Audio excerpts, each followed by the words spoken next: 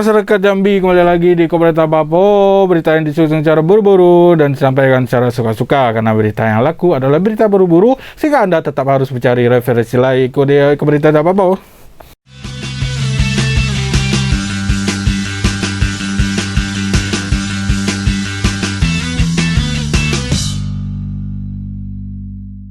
Oke, ganti bertemu lagi kita di minggu terakhir di bulan Oktober.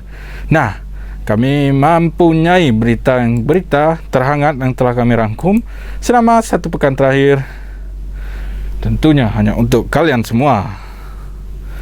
Langsung saja kita lihat berita pertama ini ada dari kota Jambi. Nah, masih ingat dengan perampokan toko emas yang terjadi di beberapa waktu yang lalu itu? Polisi berhasil menangkap keempat pelaku dari perampokan tersebut. Seperti apa ini dia beritanya? 4 orang tersangka perampokan toko emas yakni HS, NR, IW, RS harus mempertanggungjawabkan perbuatannya di mata hukum. Atas aksi perampokan toko emas Sina Gemilang, kawasan Kenali, Kecamatan Alam Barajo, Kota Jambi, keempat tersangka dibekuk Satuan Reskrim Polresta Jambi di kediamannya masing-masing. Dari hasil penangkapan di situ barang bukti berupa sekok jaket hoodie, sekok helm, sekok unit genset, sepasang sepatu dan 5 unit sepeda motor. Sebelumnya pada 6 Juli 2020 keempat pelaku melancarkan aksinya saat tengah hari. Keempat pelaku melancarkan aksinya dengan menodongkan senjata api rakitan. 2 pelaku bertindak memantau situasi dan 2 pelaku lainnya masuk ke dalam toko emas. Dijelaskan oleh Kapolresta Jambi Kombes Pol Dr. Christian, pelaku menjual emas seberat 2,5 kg tersebut kepada penada SF dan MS yang tinggal di Lubuk Linggau. Penada pun ikut ditetapkan sebagai tersangka. Kemudian pelaku sebanyak 4 orang dalam aksinya ini mengenakan masker dan helm. 2 pelaku masuk ke toko emas dengan menodongkan senjata api dan menembakkan senjata api sebanyak lebih dari 4 kali. Kemudian mengambil perhiasan emas yang ada di etalase, sedangkan yang 2 pelaku lainnya berjaga di depan toko emas. Setelah mengambil seluruh emas yang ada, para pelaku melarikan diri. Kerugian perhiasan emas diperkirakan dengan berat total 2,5 kg yang ditaksir seharga sekitar 2 miliar rupiah. Atas perbuatannya, para tersangka dikenakan pasal 365 ayat 2 kedua KUHP junto pasal 56 ayat 1E dan 2E dengan ancaman pidana 12 tahun. Sedangkan untuk penada dikenakan pasal 480 KUHP dengan ancaman pidana maksimal 4 tahun penjara. Dimas Sanjaya, Jack TV, Ngabari. Nah, itu dia keempat pelaku berhasil diamankan dan terpaksa harus dilumpuhkan karena berusaha atau mencoba untuk melarikan diri saat diringkus. Lanjut kita ke berita selanjutnya. Ini ada yang terjaring operasi zebra. Pengendara ditilang jika tidak kenakan masker. Ini dia beritanya, bro. Selain pelanggaran lalu lintas, tim operasi zebra juga menyasar pelanggaran protokol kesehatan saat melintas di jalan. Itu dilakukan agar pengendara menerapkan disiplin kesehatan dan tertib berlalu lintas. KBO Satlantas Polres Merangin Ibda Bagus mengatakan, pada hari pertama operasi zebra tidak banyak yang ditilang. Pengendara hanya diminta untuk melengkapi surat-surat kendaraan dan memakai pengaman. Namun pada hari selanjutnya dilakukan penilangan bagi pelanggar jika belum tertib berlalu lintas dan melanggar protokol kesehatan. Pelaksanaan melanggar disiplin tadi, kita melaksanakan penghimbauan agar orang itu menggunakan masker. Jadi yang tidak ada masker kita himbau untuk langsung beli masker. Kemudian selalu menggunakan hand sanitizer. Kalau sanksi dari COVID sendiri, karena ini sudah ada tugasnya, karena kita memberi sanksi hanya berupa teguran. Riko Saputra, Jack TV, Ngab. Baik adik-adik, kembali lagi di Berita Tabapo, berita yang disusun secara buru-buru dan disampaikan secara suka-suka, sehingga Anda tetap harus mencari referensi lain karena berita yang laku adalah berita yang disusun secara asal-asalan. Berikut ini kami hadirkan berita dari Kabupaten Kerinci, ada yang tewas akibat bentrok dengan satu desa dengan desa yang lainnya. Seperti apa? Ini dia beritanya, cus!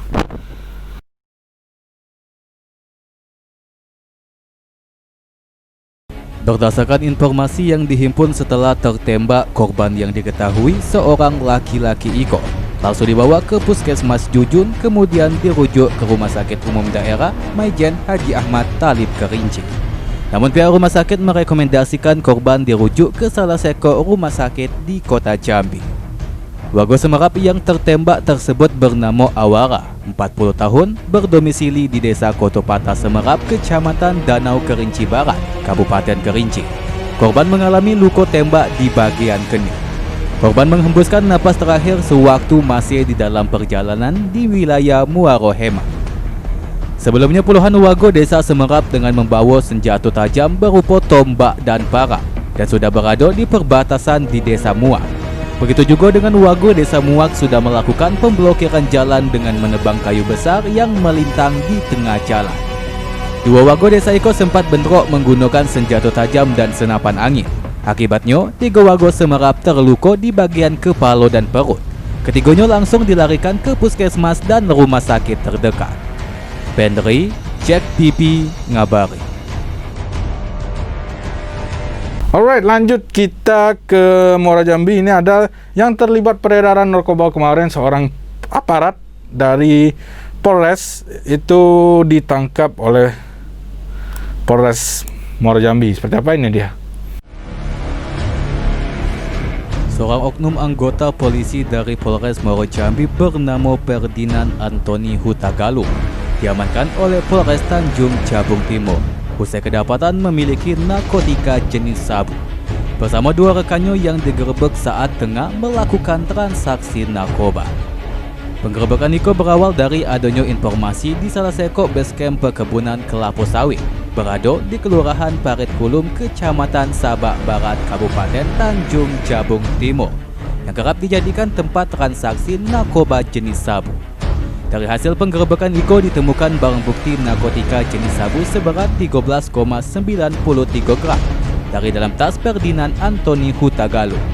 Setelah dilakukan pemeriksaan diketahui ternyata Ferdinand Anthony Hutagalung merupakan polisi aktif dari Satuan Sabhara Polres Muara Jambi. Kapolres Tanjung Jabung Timur AKBP Deden Nur Hidayatullah mengatakan, sesuai dengan perintah Kapolri bagi penyalahguna narkoba yang melibatkan oknum polisi harus ditindak secara pidana dan sesuai dengan aturan yang berlaku. Anggota dari Sat Narkoba Polres Tanjung Timur melakukan kegiatan penindakan terhadap salah satu lokasi yang memang sudah menjadi target ya di daerah wilayah Tanjung Timur. Kemudian setelah dilakukan penggerebekan, kita amankan 3 orang yang diduga terkait dengan tindak pidana narkoba. Ya, setelah dilakukan penggeledahan, ditemukan barang bukti berupa sekitar 13 gram sabu-sabu di salah satu orang yang diduga melakukan tindak pidana narkoba tadi, penyalahgunaan narkotika. Setelah kita cek identitasnya, ternyata salah satu yang diamankan tersebut adalah dari salah satu oknum anggota Polres Muara Jambi. Nah, nanti kembali lagi di Berita Tabapo. Kali ini ada berita mengenai si jago merah yang melahap 9 rumah di kawasan Legok. Waduh, seperti apa ini dia beritanya, bro? 9 rumah di kawasan padat penduduk di RT 15 Lorong Pelamboyan, Kelurahan Legok, Kecamatan Danau Sipin, Kota Jambi dilahap si jago merah. Insiden berawal di salah satu unit rumah warga yang diduga mengalami arus pendek sehingga menyebabkan kebakaran. Insiden kebakaran dimulai dari pukul 3 sore hingga setengah 6 menjelang maghrib. Saat kebakaran terdengar suara ledakan yang diduga berasal dari tabung gas. Lurah Legok Zulkarnain mengatakan Peristiwa berawal dari listrik padam di kawasan tersebut sejak pukul 10 pagi. Ia memaparkan ketika listrik menyala sekira pukul 3 sore, terjadi arus pendek listrik di salah satu unit rumah warga. Ini kita dapat informasi dari masyarakat bahwa ini kejadiannya sekitar jam 3:10. Itu diperkirakan arus pendek listrik. Infonya lebih dulu mati lampu sejak pukul 10 pagi, Pak ya? Iya, lampu itu mati, PLN-nya padam. Setelah PLN itu hidup, nah disinilah ada sedikit ledakan berbunyi, kedengaran warga. Nah di situ api mulai. Lebih lanjut, Kepala Dinas Damkar Kota Jambi Periadi menuturkan sebanyak 9 unit rumah ludes terbakar. Api dengan cepat merambat karena jarak antar rumah yang sangat berdekatan. Ia menjelaskan pihaknya kesulitan dalam memadamkan api karena berada di kawasan padat penduduk. Tidak ada korban jiwa atas peristiwa kebakaran tersebut. Namun kerugian diduga mencapai ratusan juta rupiah. Yang terbakar sekitar 9 rumah. Armada yang kami kerahkan 8 armada dan alhamdulillah selesai pada kurang lebih jam 5 sekarang. Proses pemadaman kendala karena memang akses sempit rumah padat, sementara arus pendek listrik. Karena jam 10 informasi dari warga, jam 10 lampu mati, pas lampu nyala jam 3 langsung timbul api. Dimas Sanjaya, Jack TV ngabari. Nah lanjut, kali ini juga ada si jago merah yang melahap gudang penampungan solar dan juga rotan, yaitu di Lingkar Barat, kecamatan mana tuh? Wah itulah pokoknya, ini dah kita lihat. Kebakaran hebat terjadi pada Senin 26 Oktober sekira pukul 11.40 waktu Indonesia Barat di kawasan Lingkaran Barat, Kelurahan Mayang Mangurai, Kecamatan Alam Barajo, Kota Jambi. Api diduga berasal dari minyak yang berada di gudang tempat penampungan solar. 8 armada damkar Kota Jambi diturunkan untuk memadamkan api yang melahap 2 gudang dikenali asam bawah tersebut. Terlihat para petugas damkar memadamkan api yang membara, para pengendara dan warga sekitar pun memadati lokasi kebakaran untuk melihat proses pemadaman. Belum diketahui penyebab kebakaran dan kerugian akibat peristiwa itu, ditegaskan Priadi selaku Kepala Dinas Pemadam Kebakaran dan Penyelamatan Kota Jambi. Tidak ada korban jiwa dalam peristiwa kebakaran tersebut. Digunakan dari damkar ada 8 kendaraan, dibantu dari Manggalakhni ada 2 pompa dan 3 pompa apung untuk ambil air di anak sungai. Ini minyak, jadi memang harus ada cairan khusus. Tadi awal dicoba dengan air, tidak bisa memadamkan api. Kita gunakan pom khusus untuk penanganan kebakaran minyak. Wari Utami, Jack TV ngabari. Nah, adik-adik, kembali lagi di program Keberitaan Tak Apa, program yang disusun secara asal-asalan dan disampaikan secara suka-suka. Nah, kali ini ada berita terakhir dari Kota Jambi. Ini ada kedapatan memasang iklan nih. Iklan kampanye calon gubernur dan juga wakil gubernurnya. 2 media itu diberi surat peringatan. Nah, seperti apa ini ya, kita lihat beritanya sama-sama. Terdapat 2 media online di Kabupaten Sarolangun yang telah diperingati dan disurati Bawaslu Sarolangun. Hal itu dikarenakan telah melanggar aturan pilkada yang kedapatan bersosialisasi dengan memasang iklan. Kedua media tersebut diingatkan dengan melayangkan surat teguran agar mencabut iklan pasangan calon gubernur Jambi. Edi Martono selaku Ketua Bawaslu Sarolangun mengingatkan agar media tidak memasang iklan pasangan calon di kolomnya, di mana ada batas waktu yang diperbolehkan, yakni 14 hari sebelum masa tenang pada 22 November hingga 5 Desember 2020. Selain itu, terkait pemberitaan di media berkenaan dengan perjalanan safari politik pasangan calon tidak dipersoalkan. Dijelaskan Edi, tahapan tersebut agar dipatuhi pimpinan media dan tidak terulang kembali. Apabila tidak diindahkan, pihaknya tidak akan segan menindak secara tegas. Melakukan pencegahan dini, yaitu kami menghimbau kepada khususnya media yang ada di Sarolangun secara tersurat agar tidak melakukan iklan untuk saat ini, karena belum masuk tahapan untuk iklan. Nah, kalau kedepannya kalau sudah masuk tahapan baru boleh, kan itu kan boleh sebelum 14 atau sebulan sebelum.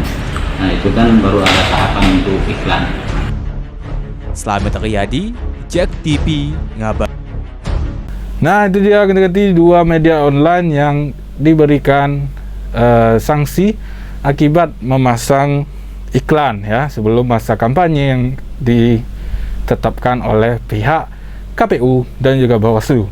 Nah, ganti-ganti itu dia berita yang telah kami susun secara buru-buru dan sampaikan secara suka-suka, ya asal-asalan untuk Anda semua. Jangan lupa untuk memberi bantuan ke rekening kami di bawah ini.